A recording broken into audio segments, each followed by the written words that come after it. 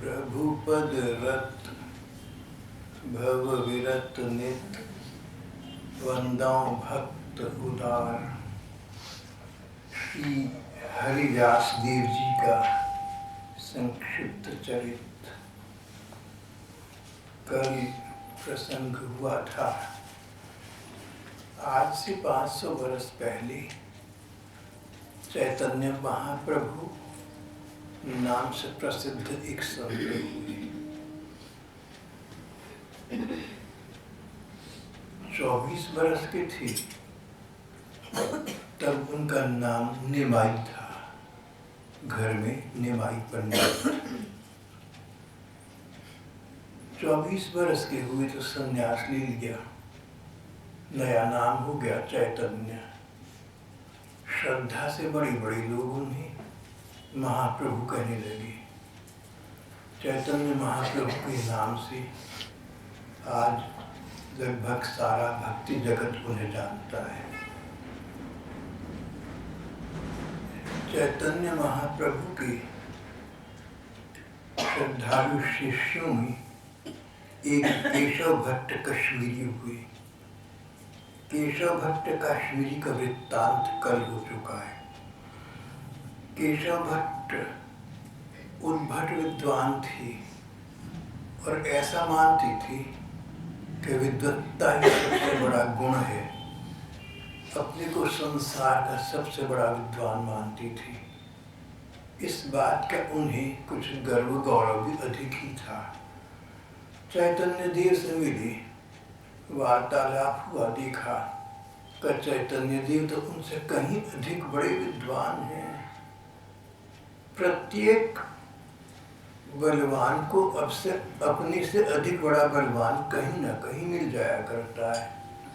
ये संसार का नियम है।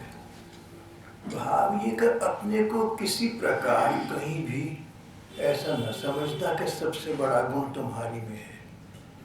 कोई गुण तुम्हारी में है, मेरे में तो कोई गुण मुझे तो लगता नहीं, लेकिन अगर मुझे कोई अपने में गुण लगता हो या आपको अपने में कोई गुण लगता हो या दूसरे में लगता हो तो हो सकता है, गुण तो होगा, पर उससे वही गुण उससे अधिक मात्रा में अन्यत्र कहीं नहीं है, ऐसा नहीं है भैया। बड़े से बड़े गुण ही संसार में है, भले ही हमारी परिचय में हो न हो, इतिहास में नाम आई न आई, पर गुण तो बड़े से बड़े न जाने कहाँ कहाँ मिल जाते हैं। केशव कश्मीरी अपने को विद्वत्ता की दृष्टि से सबसे बड़ा विद्वान मानती थी, पर अपने से आयु में बहुत छोटे चैतन्य महाप्रभु से मिले तो देखा कि चैतन्य महाप्रभु तो उनसे कहीं अधिक बड़े विद्वान हैं।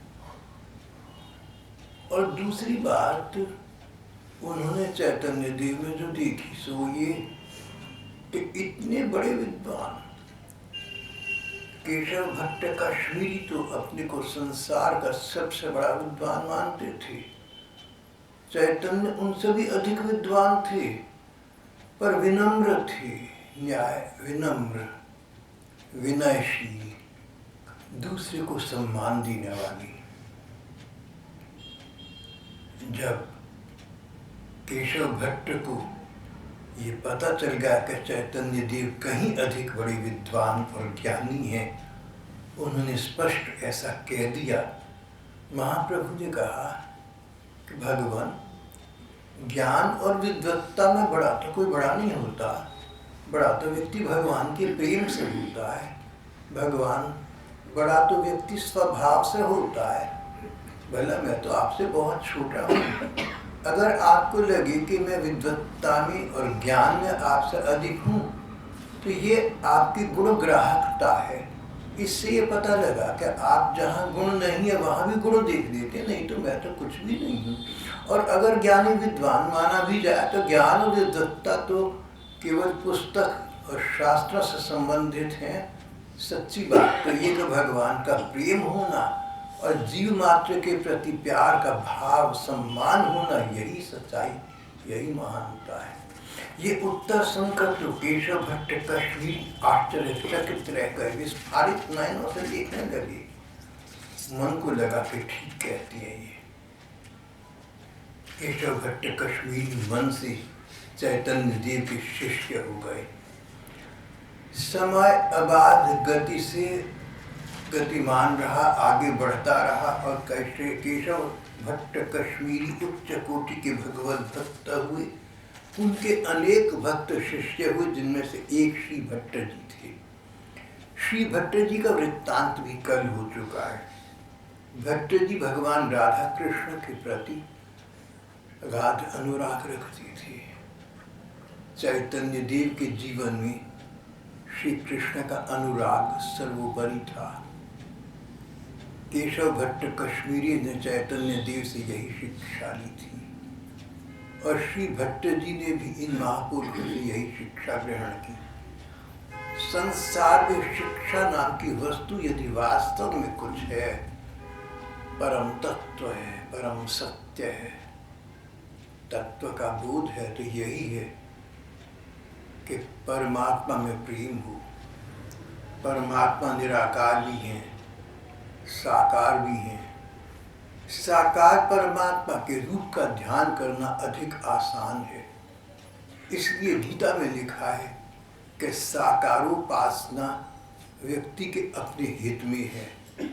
जिस व्यक्ति का आकार है, जिस व्यक्ति की कोई, जिस वस्तु की कोई शक्ल सूरत है, वो हम आंखें मीच कर कल्पना में देख सकती हैं, पर जिसका आकार नहीं है उसको तो कल्पना भी कैसे करेंगे हम। और भगवान को साकार माने। साकार भगवान श्री कृष्ण रूप में प्रेम स्वरूप हैं।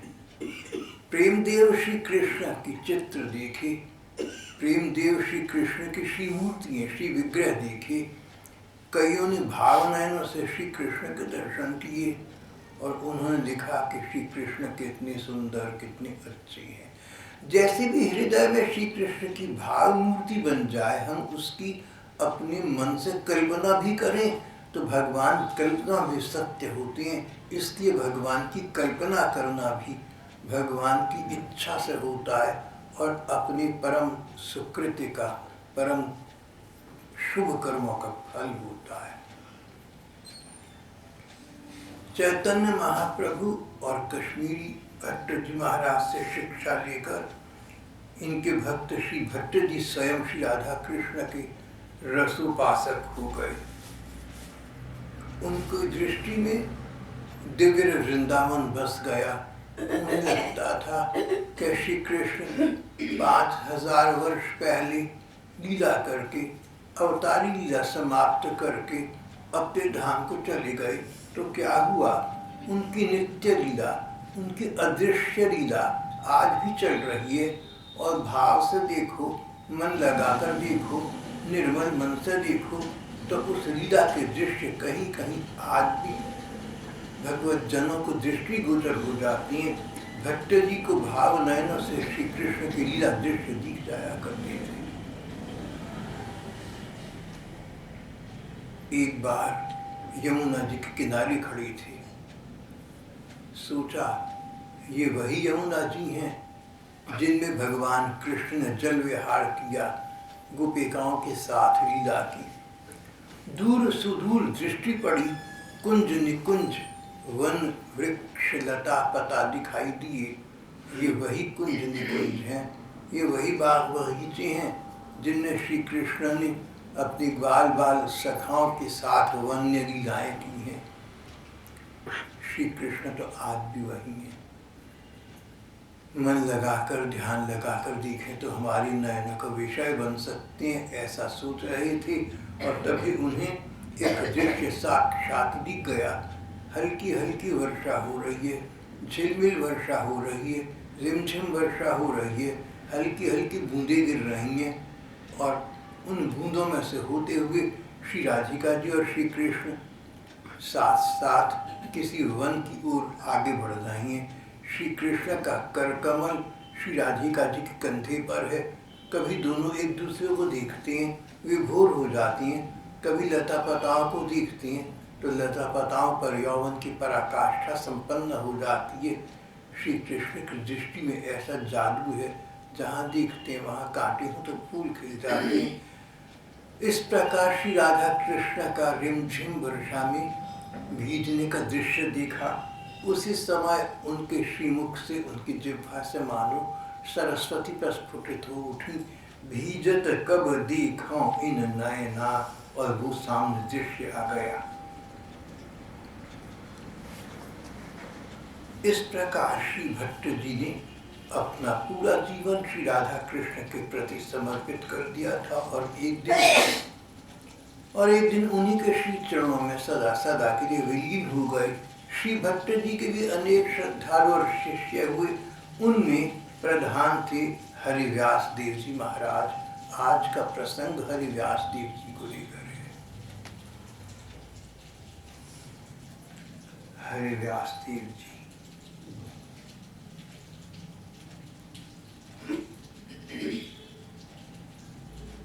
जब छोटे थे तो सुना कि श्री राधा कृष्ण के दर्शन भक्त श्री भट्ट जी को प्रायः होते रहते हैं। अगर मैं भी उनके कहे अनुसार चलूं, अगर मैं भी उनके बताए रास्ते पर चलूं, तो मैं भी वहीं पहुंच जाऊंगा जहां वो पहुंच गए। जिस पथ पर चलकर श्री भट्ट जी ने श्री राधा कृष्ण को प्राप्त कर लिया, उसी पथ पर चलकर मैं भी श्री राधा कृष्ण को प्राप्त कर लूंगा। श्री भट्ट जी के पास हरिव्यास पहुंचे। हरिव्यास बोले, भट्ट जी से बोले, भगवान मैं आपका शिष्यत्व ग्रहण करना चाहता हूँ, मैं आपका शिष्य बनना चाहता हूँ, मैं आपसे शिक्षा प्राप्त करना चाहता हूँ, मैं आपसे पथ प्रदर्शन चाहता हूँ। आप मुझे श्री राधा कृष्ण के चरणों में सतत संलग्न कर दें, ऐसी मेरी याचना है। श्री चरणों में ऐसी मेरी प्रार्थना है। भट्ट जी मुस्कुरा दिए, बोले मेरे शिष्य बनना चाहते हो भैया? मेरा शिष्य बनना तो बड़ा कठिन काम है। हरिव्यास ने कहा, आज्ञा दीजिए, क्या कठिन कार्य करना होगा? कर सकूंगा, नहीं कर सकूंगा कौन कहे, पर प्रयत्न तो करूंगा, प्रयास तो करूंगा। बताइए भगवान, मैं आपकी सेवा में क्या कार्य करूं? बोले, भैया हमारा शिष्यत्व ग्रहण करना चाहते हो, हमारे शिष्य बनना चाहते हो, तो पहले ये प्रमाणित तो करो कि तुम इस योग्य हो कि हमारे शिष्य बनो। जिस तिस को शिष्य कैसे बना ले? अगर किसी विश्वविद्यालय में, किसी महाविद्यालय में कोई विद्यार्थी जाए कि मैं बीए की जमात में बैठना चाहता हूँ, तो ये तो पूछेंगे, भैया तू 10वीं पास तो है, फिर पास है, सो तो दिखा, सर्टिफिकेट अपना, वो तो प्रमाण पत्र दिखा। ये वो युग था, आज से 400 वर्ष पुरानी बात चल रही है। ये वो युग था जब संत जन जिस तिस को शिष्य बनाते ही नहीं थे। कई संत तो एकांतिक थे, किसी को भी शिष्य नहीं बनाते थे। अपने भगवत चरणों में, भगवत चिंतन में, भगवान के ध्यान में लीन रहते थे। भैया हमें ये झंझट करने की फुर्सत नहीं है, अवकाश नहीं, हम शिष्य नहीं बनाते। और जो बनाते थे वो ये देखते थे कि शिष्य बनने में ये योग्यता तो है कि शिष्य बनकर इस पथ पर सचमुच चल सकेगा। अचानक यूं ही किसी को नहीं बनाते थे। हरिव्यास देव जी महाराज ने कहा, भट्ट जी से कहा कि मैं आपका शिष्यत्व ग्रहण करना चाहता हूँ। भट्ट जी बोले, ठीक है, तो तुम ऐसा करो, 12 वर्ष तक गोवर्धन की परिक्रमा करो। वृंदावन के पास गोवर्धन नाम का पर्वत, टीला, कथा प्रसिद्ध है। श्री कृष्ण जब 7 वर्ष के थे, एक बार जोर की वर्षा हुई, लगा कि सब उस पर डूब जाएंगे। श्री कृष्ण ने व्रजवासियों से कहा कि मैं इस पर्वत को गोवर्धन नाम के टीले को एक अंगुली पर उठा लेता, उसके नीचे आ जाओ, चिंता मत करो, सब बचे रहोगे। और ऐसा हो गया। 7 वर्ष के कृष्ण 7 दिन तक उस पर्वत को अपनी छोटी सी अंगुली पर उठाकर खड़े रहे। ये कथा सबको मालूम है। जिस गोवर्धन पर्वत को श्री कृष्ण ने एक अंगुली पर उठा लिया था, उस गोवर्धन पर्वत को श्री कृष्ण का स्वरूप माना गया है। उसकी बड़ी महिमा है। आज भी लोग उसकी परिक्रमा और पूजा करते हैं। पर परिक्रमा पूजा करना, स्वार्थ से करना, सकाम भाव से करना शोभा नहीं देता। भगवत प्रेम की प्राप्ति के लिए जब हम गोवर्धन की परिक्रमा करें, तो परिक्रमा मार्ग में ऐसी स्थलीय आएंगी, ऐसे स्थान आएंगे जहाँ भगवान ने अनेक लीलाएं की हैं, उनको पुनर्स्मरण करें, उनको रिवाइव करें, उनको मन की आंखों से देखें। इस प्रकार की परिक्रमा है सो एक बात है। और खाना पूर्ति के परिक्रमा करोगे तो तुम्हारी नौकरी लगेगी, तुम्हारी बेटा होगा, तुम्हें पैसे मिलेंगे, सो बिल्कुल अलग बात है। भट्ट जी ने हरिव्यास देव जी से कहा कि भैया तू 12 बरस पहले परिक्रमा करके तो आ श्री गोवर्धन की, फिर देखियो क्या करना है। 12 बरस गोवर्धन की परिक्रमा की, और परिक्रमा भी ऐसे की कि लगातार भगवान कृष्ण का चिंतन करते रहे। 12 बरस के बाद वापस आए। बोले तुम परिक्रमा कर आए, अच्छा लगा ये जानकर, सुंदर लगा। अच्छा ये बताओ हमारे अंक में कौन विराजते हैं, हमारी गोदी में कौन बैठा है? देखा तो कोई भी नहीं बैठा था। बोले प्रभु आपके अंक में तो कोई भी नहीं विराजता। बोले भैया 12 बरस और तू करके अभी आ, अभी तुझे और दवा की जरूरत है, तो तेरा दुनिया का बुखार उतरेगा।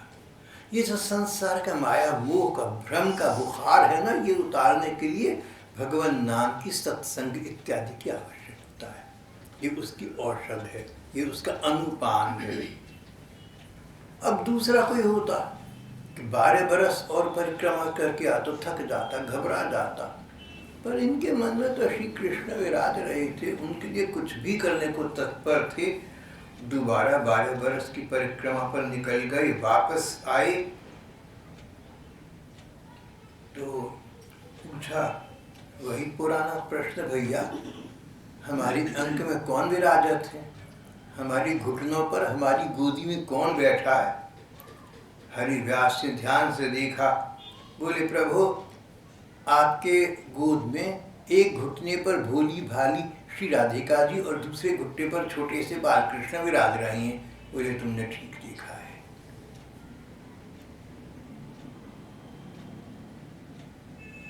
तुम्हारी दृष्टि ठीक है, विमल हो गई, निर्मल हो गई।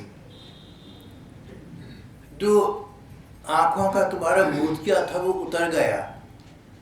अब तक तो आंख में मोतिया था, सामने की चीज नजर नहीं आती थी। अब तक आंखों में तुम्हारे दिल में संसार की माया मोह और विकृतियां थी, तो संतों के पास जो तत्व वस्तु है उसका दर्शन तुम्हें होता नहीं था। संत तो वही जहाँ श्री राधा कृष्ण सतत लीलायमान है, किसको कहाँ दिखते हैं, किसी की दृष्टि चाहिए।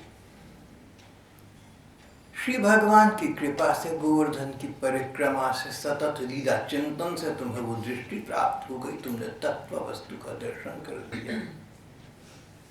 भाव ये था कि जिस शिष्य को ये पता चल गया कि गुरुजी के पास श्री राधा कृष्ण का सतत सानिध्य है, उसी की श्रद्धा हो सकती है गुरुजी में इतनी कि जो मार्ग गुरुजी बताए उस पर चले।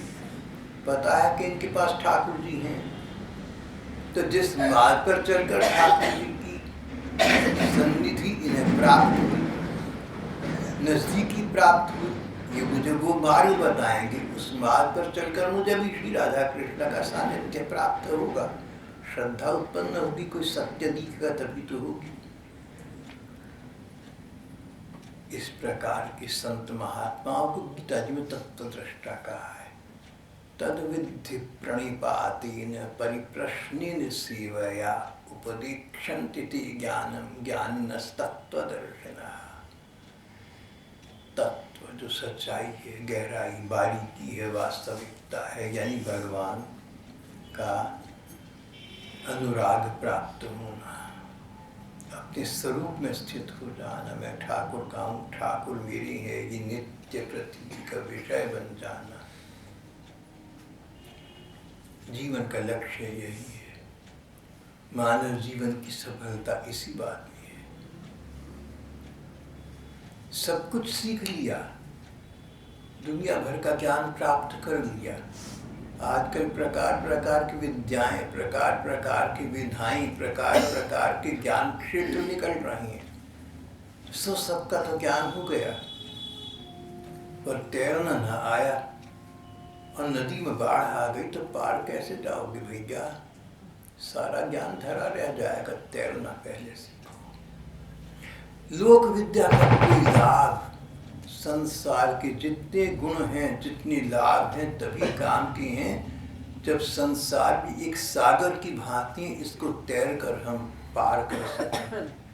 संसार को तैर कर पार करना, माया मोह से अपने को मुक्त करना, दुनियादारी से अपने को दूर करना, अपने पराय के भेदभाव से मुक्त करना, राग द्वेष से अपने को मुक्त कर लेना, भगवान के प्रति प्रेम का भाव उत्पन्न हो जाना, जीव मात्र के प्रति हितैषिता और सौहार्द की भावना पनपना, ये सब संसार से मानो तैरने के उपाय हैं। विश्वेश पादाम्बुज दीर्घ नौका, अपार संसार समुद्र मध्य निबद्धतु मे शरणम किमस्ति। संसार अपार सागर में मैं डूब रहा हूँ, हे गुरुदेव, इसको पार करने का क्या उपाय है? गुरु कृपालु कृपया वदयित। गुरु जी कृपा करके इस साधु की सागर को पार कर जाने का उपाय बता दीजिए। विश्वेश चरणाम्बुज दीर्घ नौका, जिन भगवान की ये सृष्टि है उनके चरणों के शरण ग्रहण कर दो भगवान भैया, तो पार हो जाओगे। किसी पराई नगर डगर में, किसी अपरिचित स्थान में, किसी सराय में जा ठहरी, पता लगा यहाँ तो गलत लोग हैं, गलत काम होते, लूटपाट होती, अब कैसे बचाव होगा? पर सराय का मालिक अपना पुराना मित्र निकल आया तो सब पार हो गए।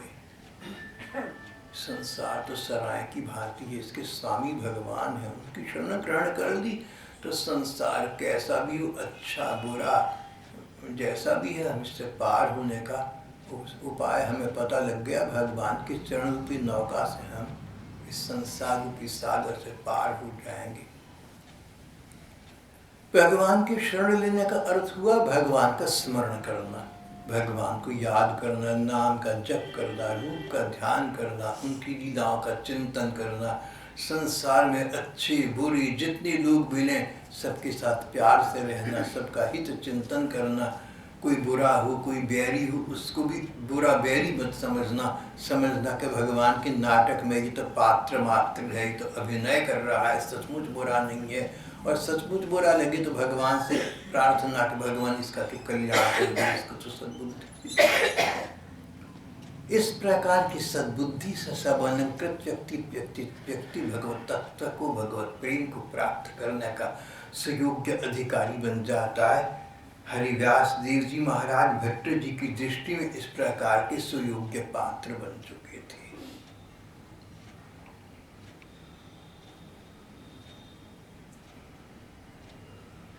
आचार्य की गोद में प्रिया प्रियतम श्री राधा कृष्ण को देखकर कृत्य हो गए, चरणों में लूट गए।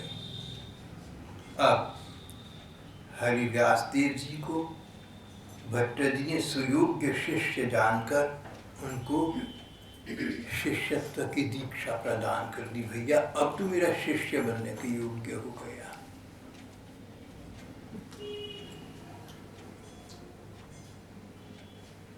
कोई अंग्रेजी का प्रोफेसर हो, पीएचडी को पढ़ाता हो, एमए को पढ़ाता हो, लड़का जाए पढ़ने के लिए, चौथी पास भी ना हो, तो प्रोफेसर कहेगा भैया पहले तो किसी ऐसी टीचर से अंग्रेजी सीख जो तुझे 10वीं पास करा दे, BA पास करा दी। वो योग्यता प्राप्त होने के बाद मेरे पास आई हो, मैं तुझे अंग्रेजी की MA की PhD की प्रोफेसरी वहाँ की शिक्षा प्रदान कर दूँगा। तो योग्यता पहले प्राप्त कर, बाद में शिष्यत्व की प्रार्थना करियो। हरिदास देव जी महाराज ने इस प्रकार से भट्ट जी का शिष्यत्व ग्रहण करने की शिक्षा पहले प्राप्त की और फिर बाद में उनके शिष्य बनने के लिए आवेदन पत्र दिया, अर्जी दी।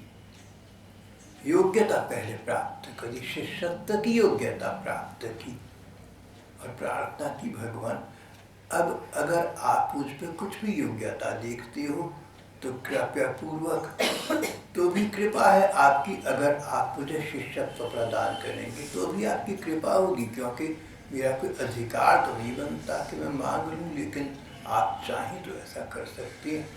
अर्जी हमारी, आगे मर्जी तुम्हारी है। और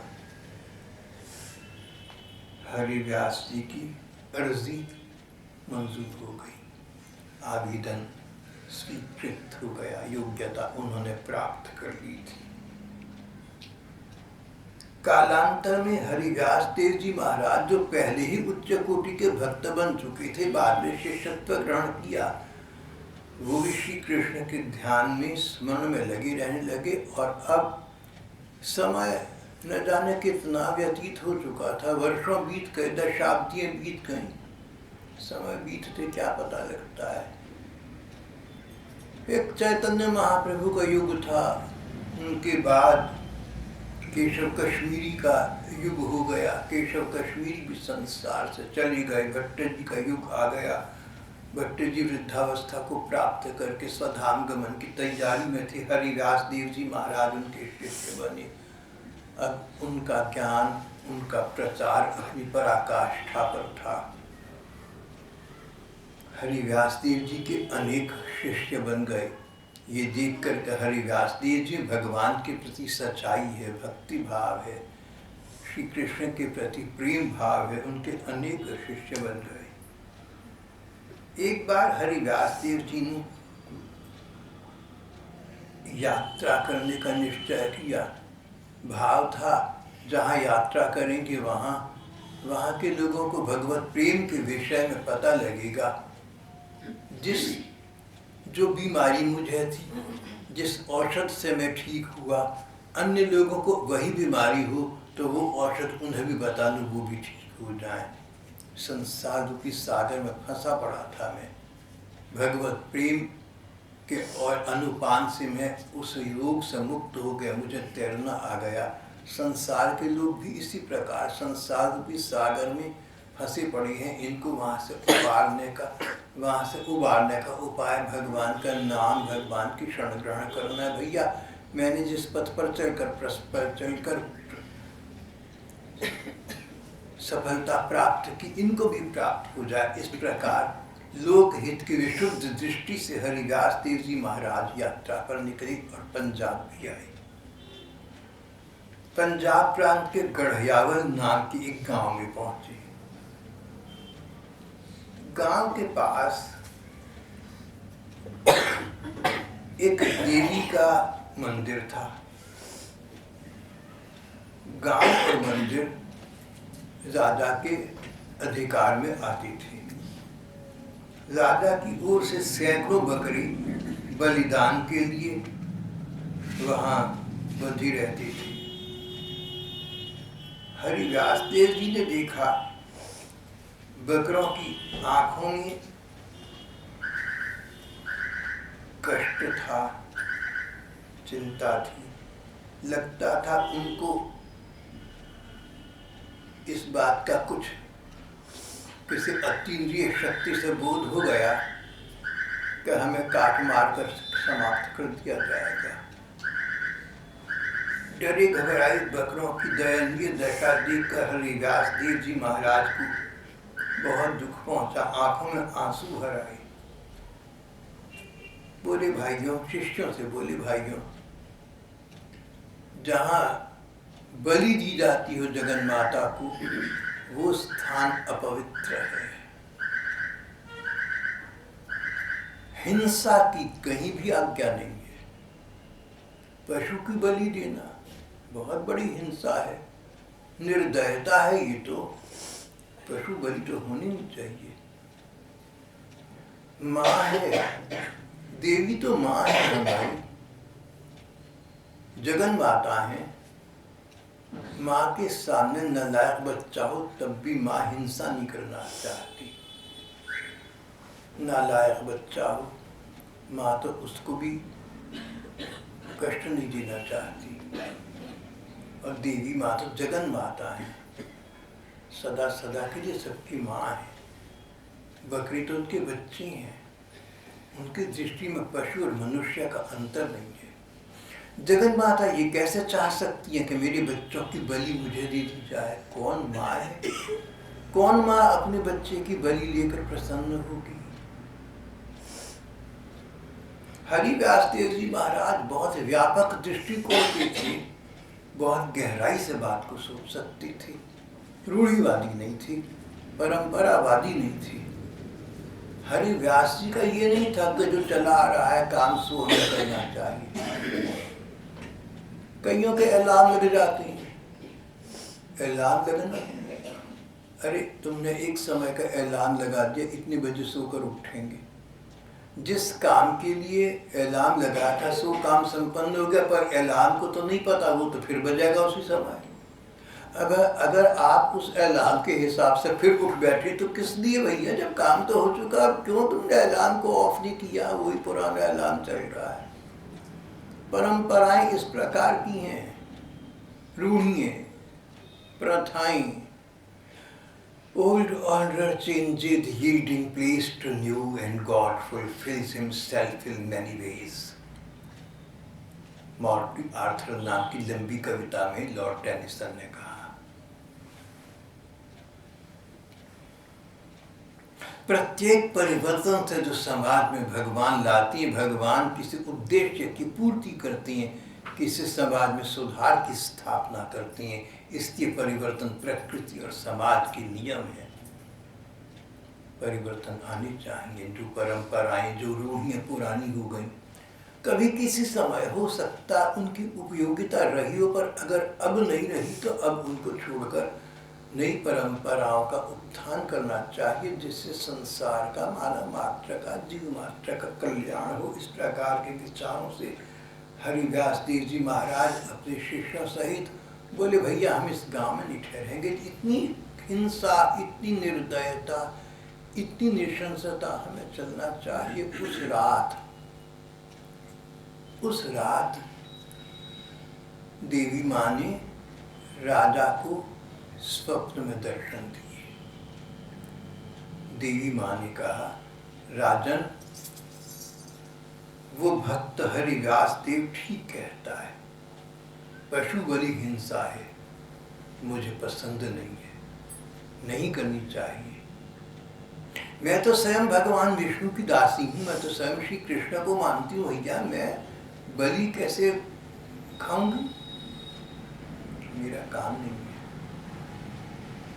तुम बलि देना बंद कर दो।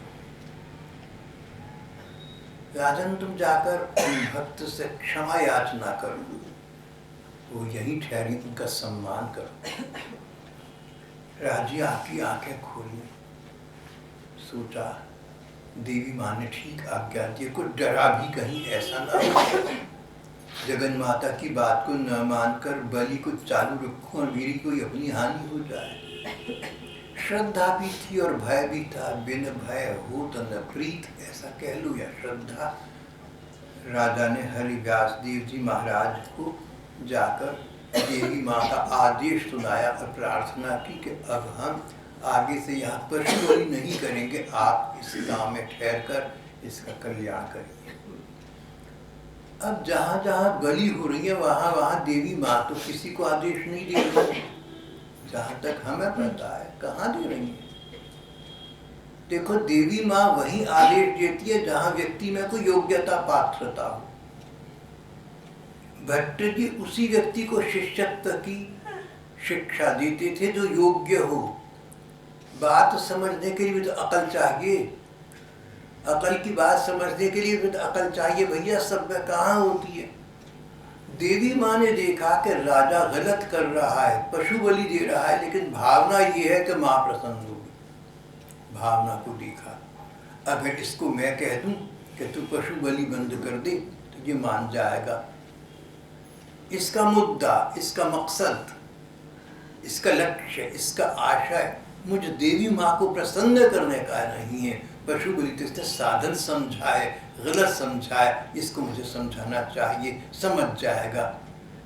माँ ने इसके राजा को स्वप्न में समझाया, राजा समझ गया, पशु बलि समाप्त हो गई और हरिव्यास देव जी महाराज इस घटना से बहुत प्रसन्न हुए। उन्होंने राजा को आशीर्वाद दिया।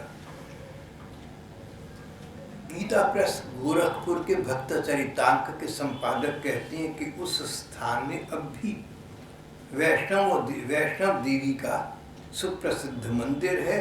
कहा जाता है वहाँ अब तक जीव बलिदान नहीं होता, अब उसके स्थान पर देवी माँ को फूल बताके चढ़ाई जाती है। अपनी इस प्रकार की यात्रा के बाद श्री हरिव्यास देव जी महाराज वापिस वृंदावन आए। गुरुदेव श्री भट्ट जी ने आज्ञा दी थी कि जो मैंने युगल शतक लिखा है, श्री राधा कृष्ण की सराहना प्रशंसा में 100 श्लोक लिखे हैं जिनकी चर्चा कल हो चुकी है, उस युगल शतक की तुम व्याख्या लिखो।